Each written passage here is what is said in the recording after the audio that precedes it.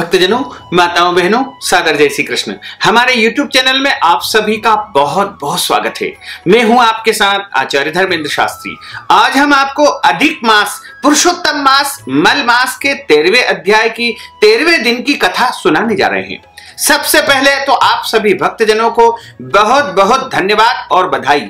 आपका अद्भुत और प्रेम हमको जो प्राप्त हो रहा है उसको हम प्राप्त करके गदगद हो रहे हैं, क्योंकि अधिक मास की कथा से कई भक्त लाभान्वित हो रहे हैं और निरंतर उनके मैसेजेस तथा उनकी सूचनाएं हमें प्राप्त हो रही है कि अधिक मास की कथा उन्हें बहुत ही सुंदर लग रही है। तो आप सभी भक्तों को बहुत बहुत धन्यवाद तथा आप सभी का आभार। भगवान की कृपा आपके ऊपर सदैव बनी रहे। भगवान पुरुषोत्तम आपके जीवन में सदैव सुख दे, संपत्ति दे, वैभव दे तथा आप फले फूले, आगे बढ़े, उन्नति करे, प्रगति करे। आज हम आपको अधिक मास के 13वें अध्याय की कथा सुनाने जा रहे हैं। बोलिए गोपाल कृष्ण भगवान की जय, श्री वृंदावन बिहारी लाल की जय, श्री पुरुषोत्तम भगवान की जय। गुरुर् ब्रह्मा गुरुर्विष्णु गुरुर्देवो महेश्वरा, गुरु साक्षात् परब्रह्म तस्मै श्री गुरुवे नमः। सच्चिदानंद रूपाय विश्वोत्पत्त्यादि हेतवे तापत्रय विनाशाय श्री कृष्णाय वयं नमः। कृष्णाय वासुदेवाय हरये परमात्मने प्रणतः क्लेशनाशाय गोविंदाय नमो नमः। वसुदेव सुतं देवं कंस चाणूरमर्दनम देवकी परमानंदम कृष्णं वंदे जगद्गुरुं मां। जय जय श्री राधा रमण, जय जय नवल किशोर, जय गोपी चित चोर प्रभु, जय जय माखन चोर। मात मेरी श्री राधिका, पिता मेरे घनश्याम, इन दोनों के चरणन में मेरा बारंबार प्रणाम, मेरा बारंबार प्रणाम। मोहिनी मूरत श्याम की वो मन रही समाय, जो मेहंदी के पात में लाली रही समाय। धन यौवन एक दिन उड़ जाएंगे जैसे उड़े कपूर, मन मूरख तू राम भज क्यों चाटे जग दूर। बोलिए पुरुषोत्तम भगवान की जय। अधिक मास के 13वें अध्याय की कथा का प्रारंभ हो रहा है। 13वें अध्याय में ऋषि बोले कि हे वक्ताओं, मैं श्रेष्ठ महाभाग सूत जी दृढ़ धनवा राजा को पुरुषोत्तम मास के सेवन से राज्य, पुत्र, पौत्रादिक और पतिव्रता स्त्री कैसे मिली तथा योगियों को भी दुर्लभ लोक की कैसे उनको प्राप्ति हुई। सो हे तात, आपके मुख कमल से बार बार कथा के सार को सुन करके हम लोगों को तृप्ति नहीं होती है। अतः इस पुरातन इतिहास को आप कृपा करके विस्तार पूर्वक हमें सुनाइए। हमारे भाग्य बल से ही ब्रह्मा जी ने आपको यहाँ पर भेजा है। सूत जी महाराज बोले कि हे ब्राह्मणों, नारायण मुनि ने नारद जी से जो कहा था वही पुरातन इतिहास में आप लोगों से कहता हूँ। पाप नाशक दृढ़ धनवा का चरित्र जैसा मैंने गुरु जी के मुख से सुना है वही मैं आप सभी लोगों को सुना रहा हूँ। श्री नारायण बोले कि हे ब्राह्मण, आकाश गंगा की तरह पवित्र करने वाली सुंदर पुरानी दृढ़ धनवा राजा की कथा को मैं आप लोगों से कहता हूं। तुम सुनो। हे देश का रक्षक, बुद्धिमान, सत्यवादी, पराक्रमी चित्रधर्मा नाम का राजा था। उसका पुत्र महातेजस्वी, सर्वगुण संपन्न, सत्यवादी, धार्मिक, सदाचारी दृढ़ धनवा नाम से विख्यात हुआ। उसके विशाल नेत्र थे, चौड़ी छाती थी और लंबी लंबी भुजाएं थी और वह अपने आप में बहुत ही गुणवान था। ऐसे गुण समूह के साथ में वह दृढ़ धनवा राजा नित्य प्रति बढ़ने लगा। वह चतुर दृढ़ धनवा एक बार के सुनने से ही अध्ययन कर लेता था, यानी उसकी याददाश्त बहुत ही तेज थी। मानो पूर्व से ही वेद पढ़े हुए हैं ऐसा प्रकट होता था। चारों वेदों को पढ़ने के बाद गुरु को दक्षिणा दे और उनका विधिवत सम्मान करके वह बुद्धिमान जो है वेदों का अध्ययन करके राजकुमारों के साथ में राजकुमारों की आज्ञा से अपने पिता के नगर को गया। नगर निवासी उसे देख करके बड़े आनंदित हुए और उसके पिता चित्रधर्मा भी अपने पुत्र को देख करके परम प्रसन्न हुए, क्योंकि धर्म को जानने वाले युवराज प्रजा पालन में समर्थ हो गए। इस संसार में इससे बढ़कर और कौन सुख हो सकता है। राजा ने मन ही मन सोचा, अब मैं दो भुजाधारी मुरलीधर प्रसन्न मुख वाले शांत भक्तों को अभय करने वाले भगवान श्री कृष्ण की आराधना करूंगा। जैसे ध्रुव, अम्बरीश, ययाति, शर्याति, शिवी, रंतिदेव, शशबिंदु, भागीरथ, भीष्म, विदुर, दुष्यंत, भरत, पृथु, उत्तानपाद, प्रहलाद, विभीषण आदि यह सभी लोग भोगों को छोड़ करके भगवान पुरुषोत्तम की आराधना करके परम पद को प्राप्त हुए हैं। इसलिए मैं भी स्त्री, घर, पुत्र आदि के स्नेह रूपी बंधन को तोड़ करके वन में जाकर के हरि का भजन करूंगा।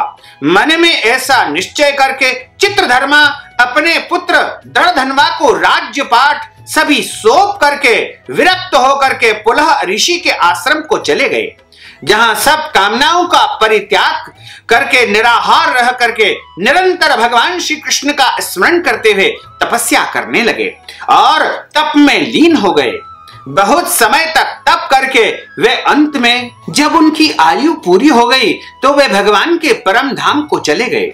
जब दृढ़धन्वा ने अपने पिता की वैष्णवी गति को सुना तो चित्त में उनके वियोग का दुख हुआ, परंतु परम धाम की प्राप्ति से उन्हें बड़ा हर्ष हुआ। तत्पश्चात विद्वानों के कथनानुसार पिता का शास्त्र विधि के अनुसार सारा क्रिया कर्म किया। नीति शास्त्र में निपुण पुण्यात्मा राजा दृढ़धन्वा पुष्करावर्तक नामक नगर में राज्य करने लगे। विदर्भ देश की राजा की अद्वितीय सुंदरी कन्या दृढ़धन्वा की गुण सुंदरी नाम की सुशीला स्त्री थी। जिससे सुंदर एवं चतुर पुत्र और सुलक्षणा चारुमती नाम की एक पुत्री उत्पन्न हुई। यह सभी पुत्र शूरवीर थे, जिनके नाम चित्रवाक, चित्रवाह, मणिमान और चित्रकुंडल थे। अपने अपने अलग अलग नामों से यह पुत्र प्रसिद्ध हुए। दृढ़धन्वा राजा भी अपने गुणों से प्रसिद्ध हुए। वह शांत, दृढ़ प्रतिज्ञ, रूपवान, गुणवान, शूर, श्रीमान, स्वभाव से सुंदर, अंग सहित वेदों को जानने वाले, सभा में प्रिय बोलने वाले, धनुर्विद्या में निपुण, काम, क्रोध, लोभ, मोह, मद, मात्सर्य रूप छहों शत्रुओं को जीतने वाले तथा सभी प्रकार से जो है गुणों में परिपूर्ण और क्षमा में पृथ्वी की तरह, गंभीरता में सागर के समान, समता में ब्रह्मा की भांति, कृपा करने वालों में महादेव के समान, एक स्त्री वधधारी धारण करने वाले, दूसरे राम के समान महापराक्रमी, श्रेष्ठ धर्मवान, मानो दूसरे है वंशी कार्तवीर्य के समान थे। श्री नारायण बोले कि एक दिन उस राजा के सोते समय रात्रि में चिंता हुई कि अहो, यह महान वैभव किस पुण्य के कारण हुआ है। न मैंने कोई तप किया है, न मैंने कोई दान किया है और न कोई यज्ञ किया है, कोई भी पुण्य कर्म नहीं किया है, फिर मेरे पास इतना वैभव, धन, दौलत सब कुछ कैसे आई है। इस अपने सौभाग्य कारण किससे पूछूं। ऐसा सोचते विचारते उसको सारी रात व्यतीत हो गई।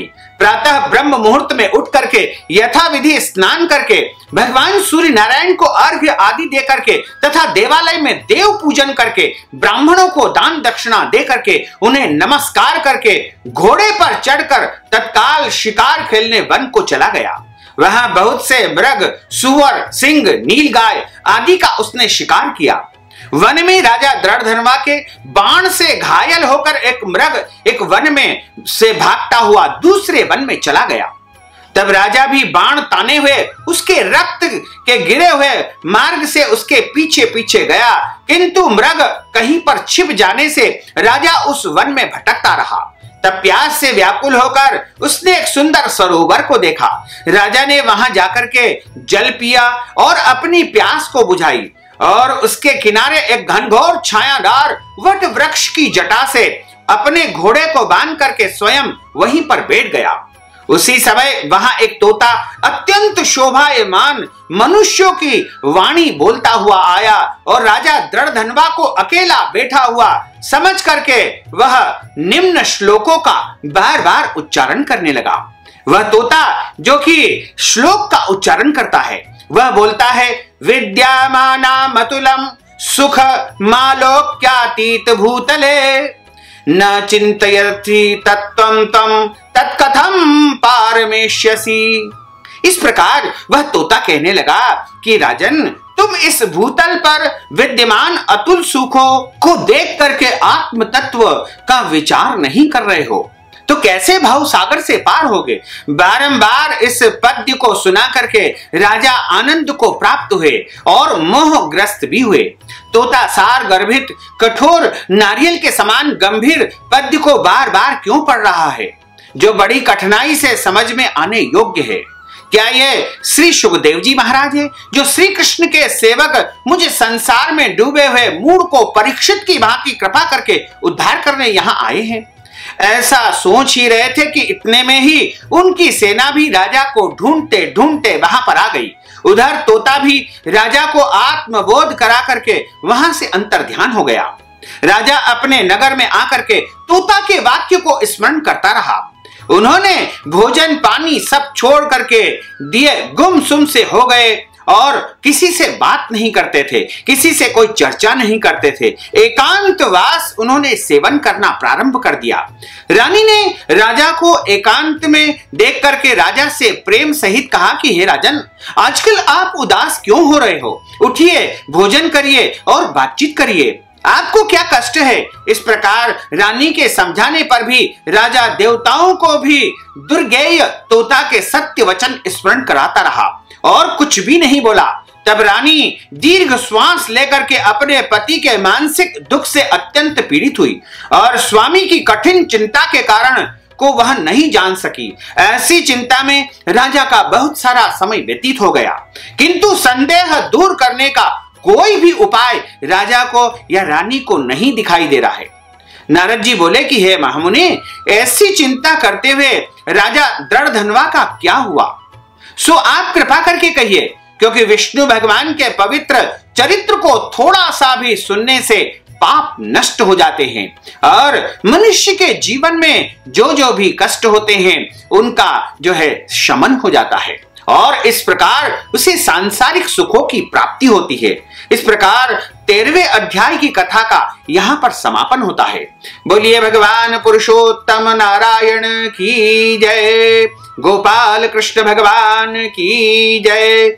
अच्युतम केशवम राम नारायणम कृष्ण दामोदरम वासुदेवम हरे, श्रीधरम माधवम गोपिका वल्लभम, श्री जानकी नायकम श्री रामचंद्रम भजे, जानकी मनोहरम सर्वलोक नायकम, श्री शंकरादि सेवितम पुण्य नाम कीर्तनम, श्री राम राम राम राम राम नाम तायकम, राम कृष्ण वासुदेवा भक्ति मुक्तिदायकम, राम कृष्ण वासुदेवा भक्ति मुक्तिदायकम, राम कृष्ण वासुदेवा भक्ति मुक्तिदायकम। बोलिए गोपाल कृष्ण भगवान की जय, श्री वृंदावन बिहारी लाल की जय, लक्ष्मी नारायण भगवान की जय, श्री गिरिराज धरण की जय, श्री गोवर्धन नाथ भगवान की जय, श्री वल्लभाधीश की जय, श्री गुसाई जी महाराज की जय, श्री यमुने महारानी की जय। धर्म की जय हो, अधर्म का नाश हो, प्राणियों में सद्भावना हो, विश्व का कल्याण हो, सनातन धर्म की जय हो,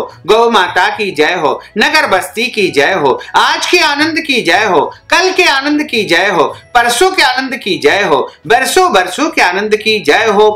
ओम नमः पार्वती पते, हर हर महादेव हर। भक्तजनों, माताओं बहनों, आपने जो ज्ञानवर्धक कथा का श्रवण किया है, कथा सुनने के बाद यदि आप दान दक्षिणा प्रदान करना चाहते हैं, गौ दान करना चाहते हैं, वस्त्र दान करना चाहते हैं, अन्न दान करना चाहते हैं, फल दान करना चाहते हैं या भोजन सामग्री के निमित्त कुछ भी दान राशि प्रदान करना चाहते हैं, तो आप हमारे पेटीएम के माध्यम से, गूगल पे के माध्यम से, फोन पे के माध्यम से या अकाउंट नंबर के माध्यम से हमें धनराशि पहुंचा सकते हैं। साथ ही इस ज्ञानवर्धक वीडियो को अधिक से अधिक लोगों तक पहुंचाने का प्रयास करिएगा और अधिक से अधिक लोग जब इससे लाभान्वित होंगे तो उसका भी पुण्य फल आपको ही प्राप्त होगा।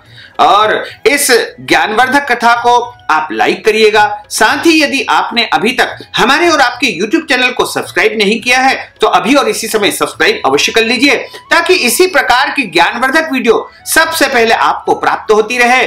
साथ ही हमारा जो पुरुषोत्तम मास का व्हाट्सएप ग्रुप है उसको भी आप हमारे द्वारा जो लिंक दी गई है उसके माध्यम से आप ज्वाइन कर सकते हैं, ताकि आपको सबसे पहले कथा और अन्य ज्ञानवर्धक जानकारी वहां पर निरंतर प्राप्त होती रहेगी। आपको और आपके पूरे परिवार को सादर जय श्री कृष्ण, सादर धन्यवाद।